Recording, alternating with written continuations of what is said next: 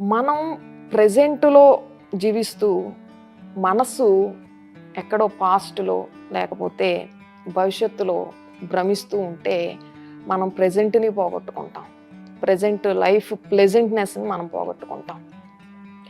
సైంటిఫిక్గా మనం చూసినట్లయితే మనిషి దాదాపు 90% గతంలోనే జీవిస్తూ ఉన్నాడు.